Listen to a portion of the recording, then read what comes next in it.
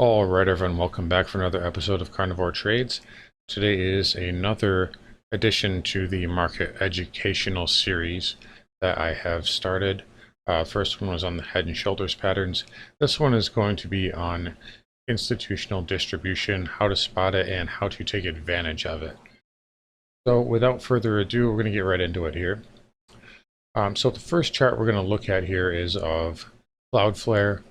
This is a short position that I currently have, and without getting into the reasons why I shorted it, there's other factors that go into that. But the important point is, you can see here, even after I initiated my short position, that there is clear cases of institutional distribution on the chart, specifically on the hourly time frame, and I will show you how to read that. So you can see these areas here where I've highlighted the higher volume, the upticks in volume here. Most of them come on the market open or the market close, but regardless, you notice here, so Cloudflare, we have this run up here, and then the stock gaps higher, and then we have this giant tail here, which is all institutional selling. Now, for those who are unaware, pre-market, there's a lot of stocks. Cloudflare, for instance, as well. They may only Cloudflare trades probably 4 or 5 million shares a day on average, but pre-market it might only trade a couple, 10, 20, 30, maybe 50,000. So if you're an institution and you own 5 million shares of Cloudflare that you want to get rid of, what's it going to cost you to spend 50,000 shares pre-market to boost the futures, gap it up, and then unload 1 million shares right here? This is about 1 million shares, right into the retail FOMO, the retail buyers who are basically chasing the money and essentially becoming bag holders. So you're making a quick buck off of hardly any shares that it costs you to push the stock higher pre-market, and then you unload a good chunk of your position into that. And then you let the stock come back in, you sell a little bit more right here, you see the uptick there in the middle of the day, and then you kind of back off. And the next day, you give a quick little dump, let the stock come back up, hit it again, and then maybe give it a few days, hit it one more time in the open, let it come back up. Now it gets back up, makes a new higher high, and you sell into that again. Then we get this gap down. There was good volume here, so could have been some short covering, maybe day trader short covering, pushing this higher here on this little gap down, but then again selling into the open the following day, selling into the open the day after that, and then more selling. So you've taken a position of maybe 5 million shares and you've unloaded it over the course of a couple weeks. So now if we flip over to the daily chart here, we can see that the first signal here to sell was a topping tail on the daily, and then you can see where the selling was on the hourly. These are the daily candles now, but you see where the volume was here. Right after that topping tail, you had lots of selling there, lots of profit taking, and then this sort of kind of rolling top here. So that is a signal of distribution, and that is part of the reason why I picked this up as a short. But with that said, there's also many other examples of distribution that I can show you that have played out before. This trade is still in progress, so we don't have a resolution to that. But let's get into a few other examples. And we'll start here with the S&P 500. We're going to go back to 2011. So in 2011, we had this, really in 2010, all the way through 2011, we had this run up. And then we had the initial distribution in February. So notice the volume uptick. Notice how the volume sort of declines as the price rises. That tells you that institutions aren't really participating in the buying. They're kind of just letting retail and the algos push the market higher for them. And then they start distributing. Actually, you had a little bit of distribution here in January here. The initial move anyway. Then more in February, March. But then they let the market up for air, because they can't just unload billions and millions of dollars worth of shares in a day or even a week. So they have to do it slowly. Be able to push down here, hit it one more time, and then they let the market come up for air.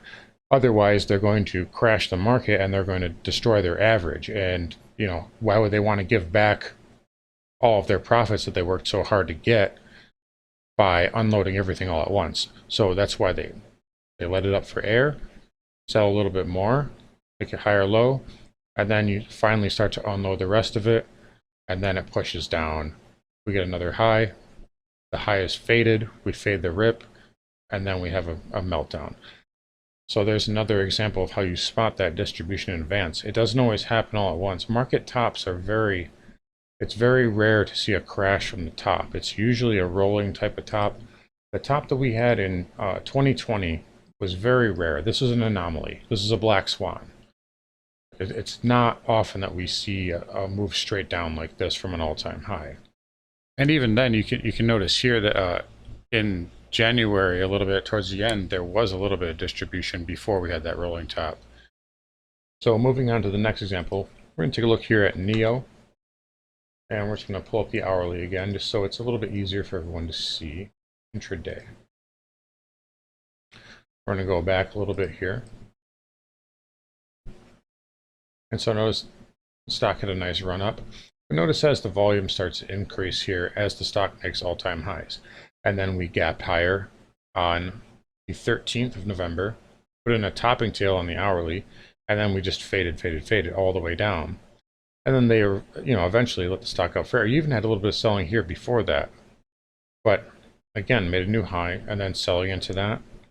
Let it up for air again, selling into that. Look at the volume increase. And then they let it up for air. Look at the volume decrease as the stock makes new highs. And then another ultimate engulfing reversal on the hourly with volume. And then you had a giant move lower, a little bit of capitulation selling, and then you had a short covering rally here. And the stock eventually leveled out. But with that said, you can still see how the stock was basically fed to retail and just methodically gapped higher and then faded those rallies, but then gapped higher and then fading the rallies. And no one paying attention to the volume and basically chasing the stock higher as institutions unloaded into it. So this sort of thing happens all the time, and you can see if we look at the daily here, this is essentially what the daily chart looked like. So we had a little bit of distribution here, more distribution, and one more high, then a lot of distribution, and then another high, and then a little bit even more as it rolls over there into the new year. Next example, we will take a look at ARK. So this is Kathy Wood's fund. So again, massive run up in 2020, as we know. We don't even really need to look at the hourly on this one. You can kind of see it clearly on the daily chart. So if you go from this low pivot here in, we'll say, beginning of November, we'll call it. We have a nice run up, but notice the volume is it's dead. Get a little bit of distribution here, volume, and then a new all-time high. 4 distribution bars in a row with volume. Another kind of rolling top. A little bit more of an uptick in volume, and then another final high with lots of distribution, and then the eventual breakdown and panic selling starting.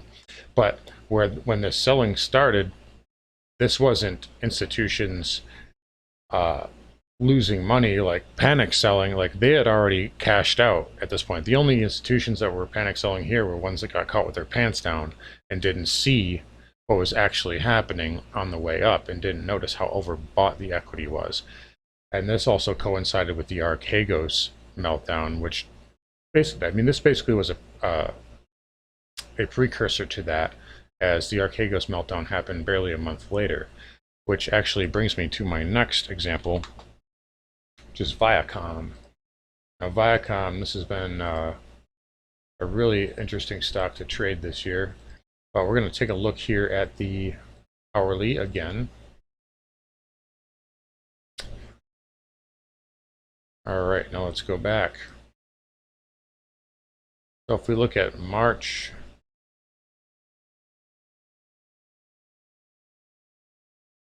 March 24, right in here we had the breakdown. The news came out of the Archagos Capital blow up, but if we look at the volume before that, notice the uptick here, distribution. Now we had this massive short squeeze up in here, but again, a little bit of selling going on, another massive short squeeze, more selling into that, and then a rollover, big increase in volume. So that tells me that some other hedge fund or group of hedge funds knew that Archagos was going to essentially puke and go underwater, and they began shorting this stock. And they began buying puts on the stock and betting against Archagos, knowing this was going to happen. Again, you have another nominal high, get back up to double top. We gap down. This was on, I believe it was a Tuesday, and then we have the absolute meltdown that happens there when Archagos got hit with the margin calls. So you can see that there's distribution going on even as the stock is making all-time highs. It's a matter of volume and the time frame in which the volume takes place. So all it takes for a stock to go higher is more buyers and sellers.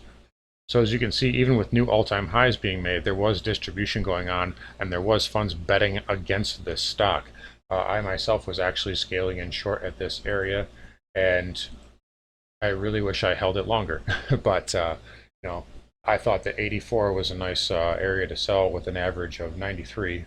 But you know, you guys know that I was actually a buyer on the way down, and you know, I made some money on this trade.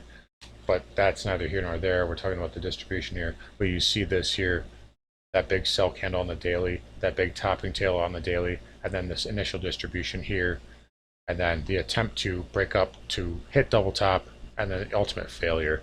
But again, signs of distribution are there on that chart, and I hope you guys can see that. Finally, we'll just take a look at Peloton here.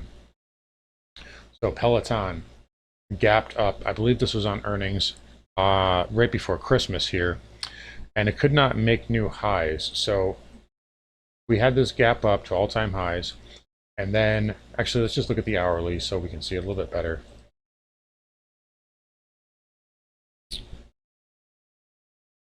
All right, there we go. So we had the gap up, and look at the volume here. But again, lots of selling into that. Look at all the selling into that. And even with the volume and, you know, being a substantial increase to where it was previously, it still couldn't make all-time highs. So that's telling you that there's profit taking. Then what happens a couple days later? Boom, big sell candle, and then a flush out. And in Peloton, again, flushed out, made a new high, more distribution, lower high, which told you there's weakness. It's telling you there's more sellers now. They pushed it down again, and then boom, faded all the way down to sub $100. So hopefully you guys can get a little bit of an idea there. Look at those intraday candles. You know, you want to pay attention to what's going on in the first hour and the last hour or so of the trading session every day, and that will tell you where the institutions are putting their money. When you look at the hourly chart, when you look at the 10-minute intraday charts, you can see when the selling is taking place, and you want to pay attention to the volume. When there's increased volume, you need to pay attention to that, and the charts will basically be your guide in this instance.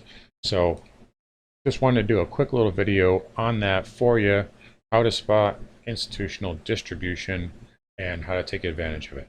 All right, guys, anyways, take care. There will be a few more videos like this in the future. If you like it, give me a like and a thumbs up, and we'll see you next time.